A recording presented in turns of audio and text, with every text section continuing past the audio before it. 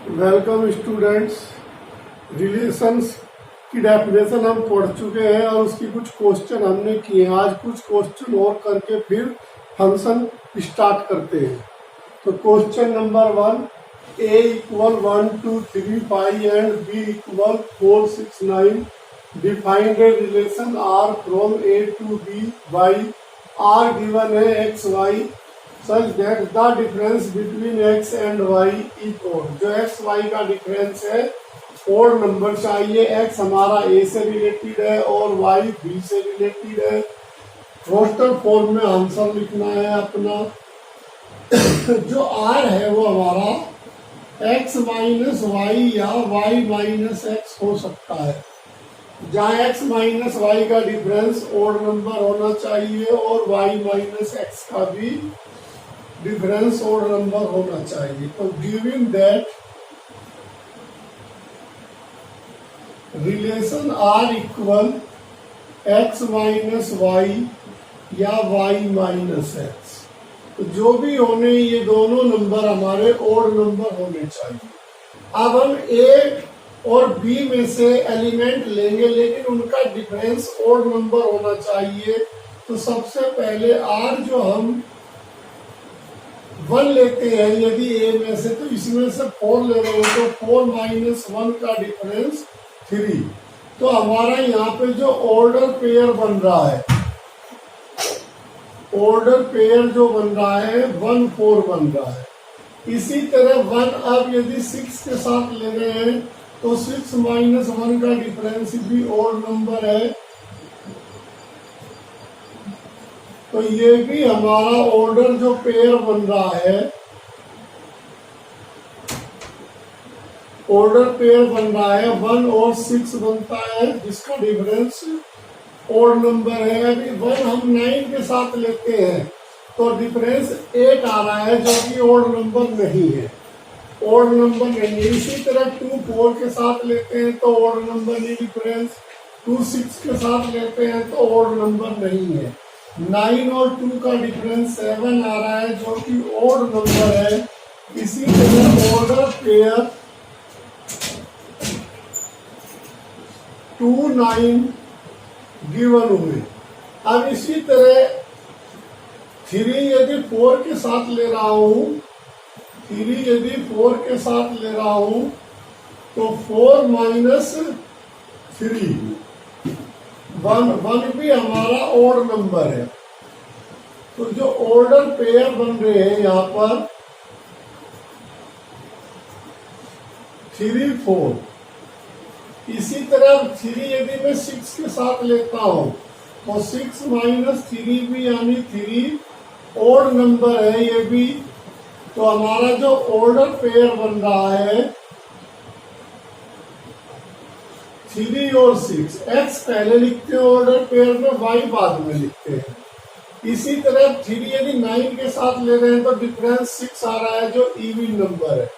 इसी तरह 5 माइनस 4 ये भी 1 आ रहा है, ऑड नंबर है ये। तो इसका ऑर्डर पेयर जो बन रहा है हमारा, यानी अब की x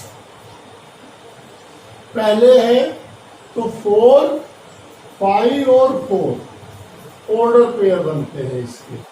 अब इसी तरह 5 यदि 6 से लेते हैं तो माइनस में गिवन होता है 6 माइनस 5 यानी 1, ये भी ऑड नंबर है। और ऑर्डर पेयर जो गिवन हो रहा है 5 और 4 गिवन हो रहा है। अब यदि 5 9 के साथ लेते हैं तो हमारा जो डिफरेंस आ रहा है वो इवन नंबर आ रहा है। तो ऑर्डर पेयर गिवन नहीं हो रहा है। तो टोटल ऑर्डर पेयर 1 2 3 4 5 6 7, तो 7 ऑर्डर पेयर गिवन हुए। तो द रिलेशन आर इक्वल, तो पहला रिलेशन हमारा 1 4, इन सभी का डिफरेंस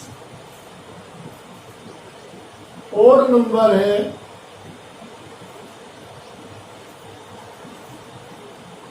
2 9 3 4 3 6 5 4 5 6। तो ये हमारे 7 रिलेशन जो बने जिनका डिफरेंस ऑड नंबर है। क्वेश्चन नंबर 2, द फिगर्स 2.7 ये फिगर्स दी हुई है इस क्वेश्चन के लिए। Source A relationship between the sets P and Q. तो ये सेट्स पी है, ये सेट्स क्यू है। तो right this relation set builders form में लिखना है इन दोनों रिलेशन को देख के, फिर रोस्टर फॉर्म में लिखना है और फिर find the domain and range, इनकी रेंज, डोमेन और रेंज भी गिवन करना है। तो P वाले को हम X सपोज करते हैं, Q को Y सपोज कर लेते हैं। Let X belonging P and Y belonging Q। तो देन जो रिलेशन इसमें बनते हैं उसके according X Y such that, जैसे यहाँ पर 5 है, यहाँ 3 है, यहाँ 6 है, यहाँ 4 है, यहाँ 7 है, यहाँ 5 है। तो y इक्वल, यदि x को हम x सपोज कर रहे हैं तो 2 माइनस करने पर ये वाले रिलेशन बन जा रहे हैं। तो यानी x माइनस 2। यदि मैं x 5 रख रहा हूं तो y 3 गिवन हो रहा है, x 6 रख रहा हूं तो 4 गिवन हो रहा है, x 7 पुट कर रहा हूं तो ये गिवन हो रहा है 5। तो for all x belonging P and y belonging Q, तो which is set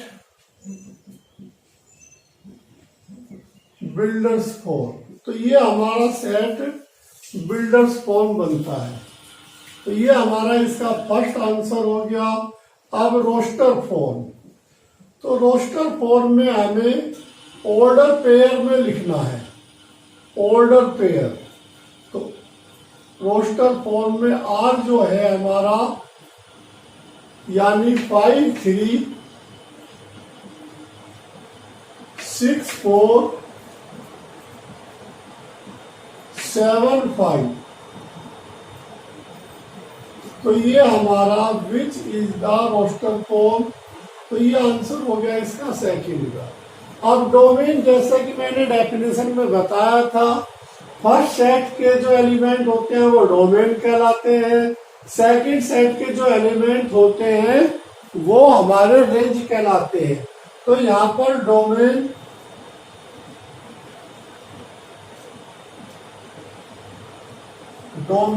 of R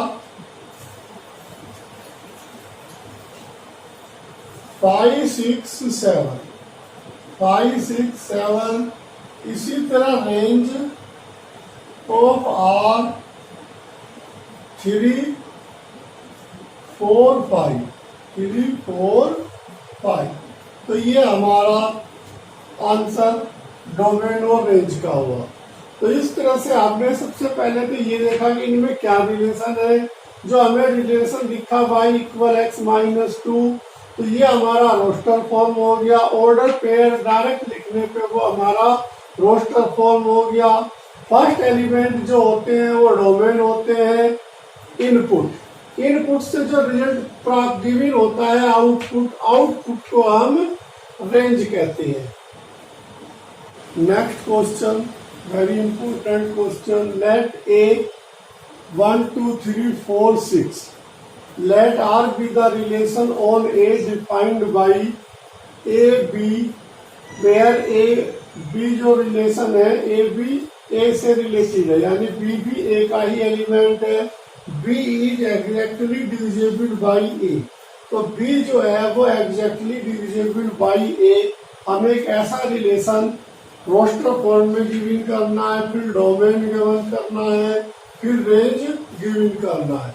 तो इसका सॉल्यूशन के लिए सबसे पहले जो R है वो B बाई A होना चाहिए for all A B belonging R. तो हम सबसे पहले जो इसमें रिलेशन गिवन करते हैं 1/1, 2/1, 3/1, 4/1, 6/1, इसी तरह 2/2, 4/2, 6/2। अब 3 के साथ 3/3, 6/3। अब 4 के साथ 4/4 और 6 के साथ 6/6। तो 1 2 3 4 5 6 7 8 9 10 11 12। तो ये 12 रिलेशन हमें गिवन हुए। अब इनको हम ऑर्डर पेयर में लिखते हैं। चेंज टू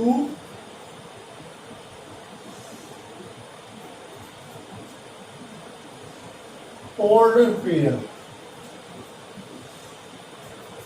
तो R इक्वल 1 1। ए नीचे वाला एलिमेंट है इसलिए ए तो पहले लिखेंगे। 1 2, 1 3, 1 4, 1 6। अब 2 2, 2 4, 2 6, 3 3, 3 6, 4 4, 6 6। तो 1 2 3 4 5 6 7 8 9 10 11 12। तो 12 ऑर्डर पेयर गिवन हुए इसमें हम।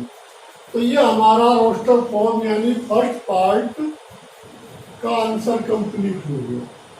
अब सेकंड पार्ट हम डोमेन गिवन करते हैं। Domain of R. जो ऑर्डर पेयर का फर्स्ट एलिमेंट होता है वो डोमेन कहलाता है। यानी 1 2 3 4 6। तो ये हमारे डोमेन हुआ। और जो सेकंड एलिमेंट होता है ऑर्डर पेयर का वो रेंज कहलाता है। Range of R. यानी 1 2 3 4 6।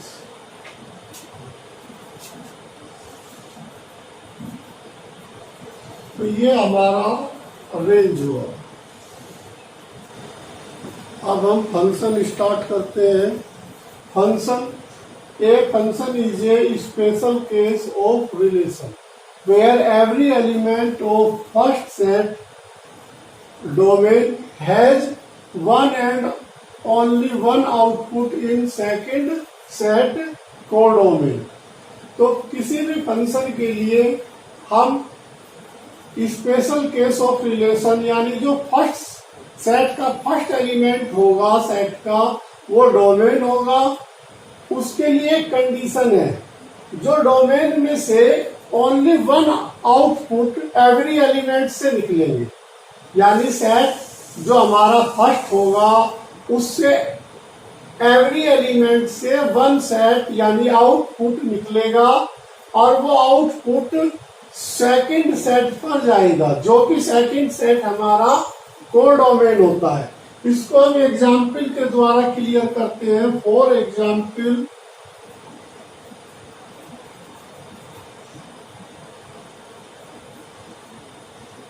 तो ये हमने सेट ए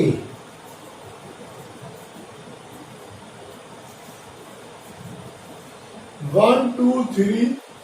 इसी तरह set B A B C ये हमारा ये इनपुट और डोमेन भी यही कहलाता है। ये हमारा आउटपुट और को डोमेन। अब जैसे ए से हमारा ये इनपुट है, ये आउटपुट है। ए वन से एक एलिमेंट इनपुट होकर ए पे गया आउटपुट। इसी तरह बी से भी इनपुट हुआ। सपोज करो 3 से जो इनपुट हुआ वो बी के पास गया, तो हमने जो डेफिनेशन में कहा कि ए के जो एलिमेंट है, एक एलिमेंट से एक इनपुट निकलेगा। यहां से एक एलिमेंट से एक इनपुट, वो बी पर कहा जा रहे हैं, उससे कुछ नहीं करना है। जिस पर जाएंगे वो हमारा रेंज हो जाएगा। अब जैसे हम सेट बी है, तो सेट बी में जो हमारा इनपुट यानी आउटपुट हुआ वो ए और बी पर हुआ। ए 1 2 3 से एक एक इनपुट हमारा आउटपुट बी की तरफ गया, यानी सेट बी की तरफ गया, जो ए और बी पर गया। तो अब यहां से एवरी एलिमेंट से एक इनपुट गिवन हुआ। तो जो हमारा डोमेन है ऑफ आर 1 2 3 और जो कोडोमेन है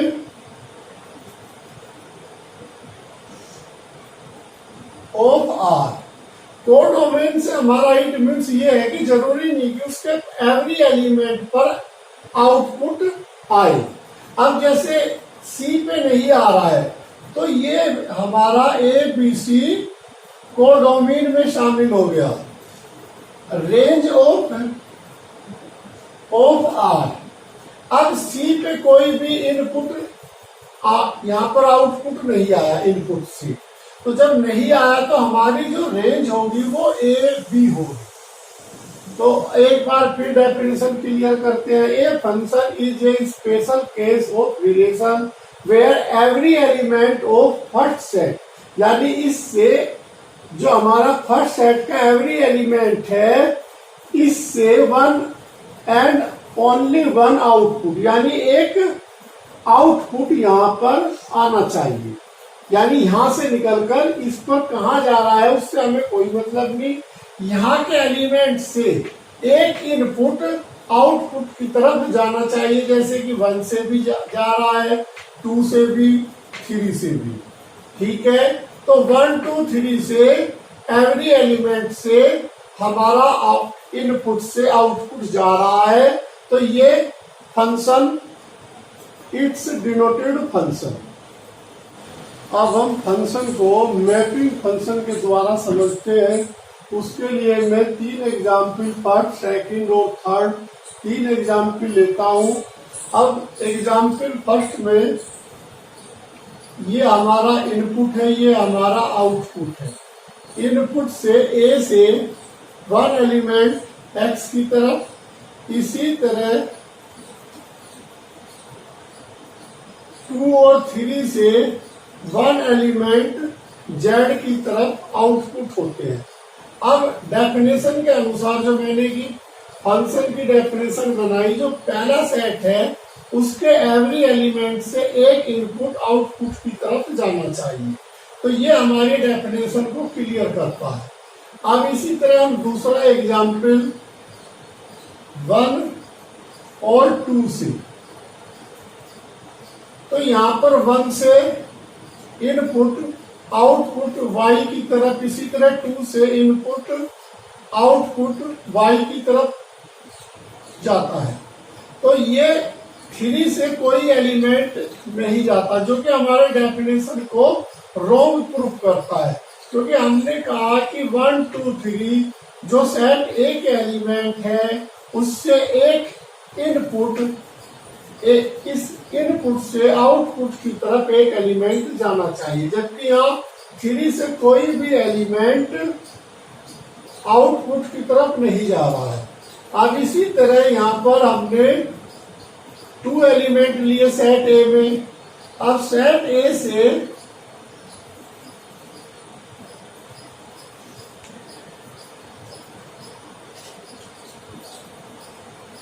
हमने सेट ए से यानी 1 से जो हमारा एलिमेंट था, यहाँ इससे इनपुट से 2 आउटपुट x और y की तरफ जा रहे हैं, जबकि हमारी डेफिनेशन के अनुसार जो फंक्शन होता है उसका एवरी एलिमेंट से एक ही आउटपुट जाना चाहिए, यानी जो इनपुट है 1, इससे जो आउटपुट की तरफ एलिमेंट जा रहे हैं ओनली 1 एलिमेंट जाने चाहिए, जबकि यहाँ पर 1 से 2 एलिमेंट x और y की तरफ जा रहे हैं, जो कि हमारी डेफिनेशन को रॉन्ग प्रूफ कर रहे हैं।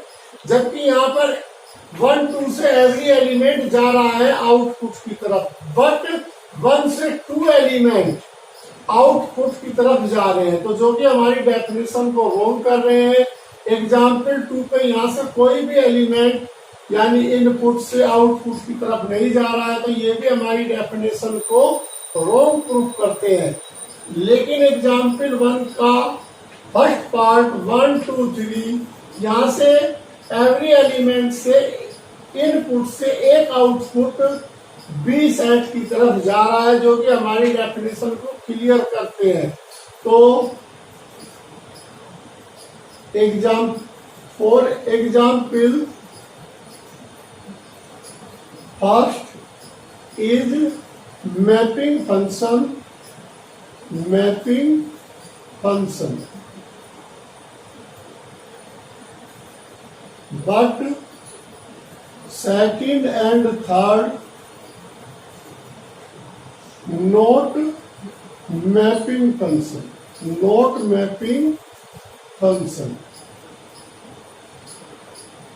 that is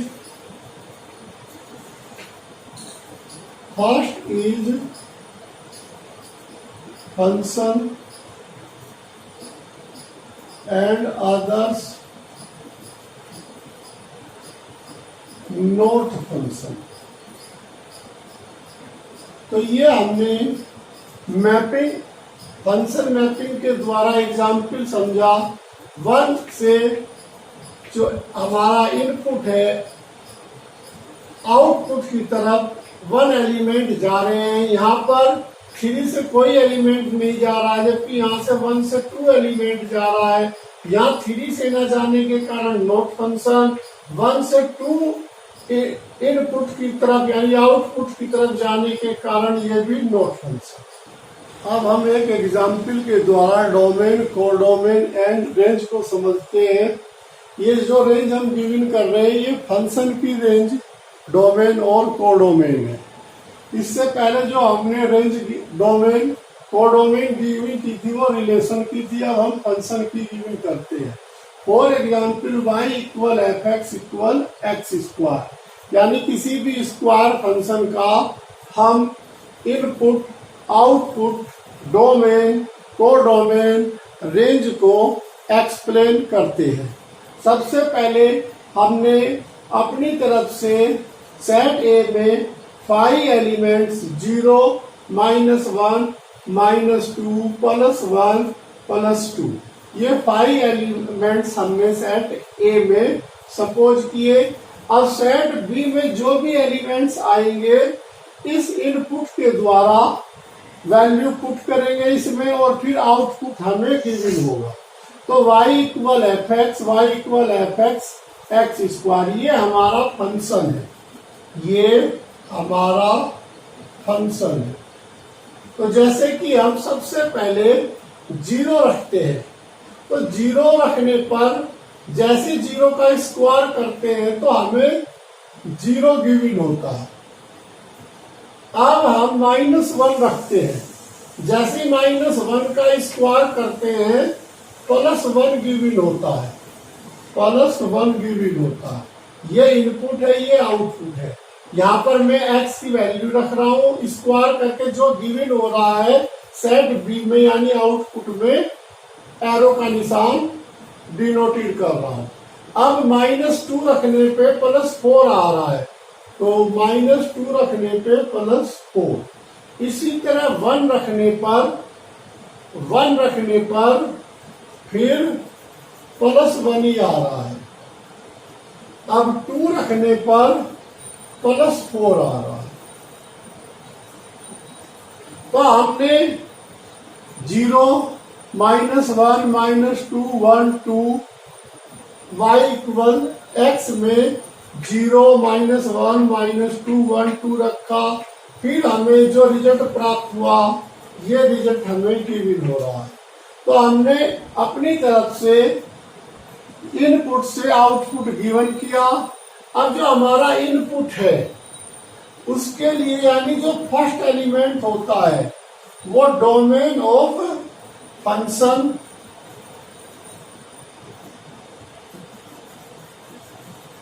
यानी -1 -2 -1 0 1 2।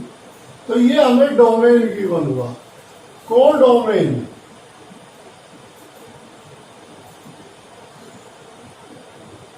अब कोडोमेन जैसे इस पे कुछ भी एलिमेंट गिवन नहीं हुआ यानी कोई भी आउटपुट गिवन नहीं हुआ, लेकिन ये हमारे कोडोमेन में एडजस्ट होंगे यानी 0 1 2 3 4 0 1 2 0 1 2 3 4।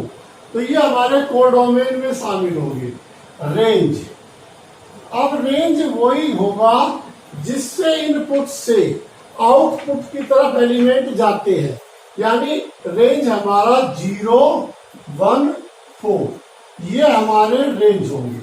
यानी जिसपे एरो के निशान नहीं आ रहे हैं उनको रेंज में हम शामिल नहीं करेंगे। बस बेटा आज के लिए इतना ही। अभी मैंने फंक्शन के बारे में बताया, कल फंक्शन को और ज्यादा क्लियर करते हैं, एक्सप्लेन करते हैं। Thank you.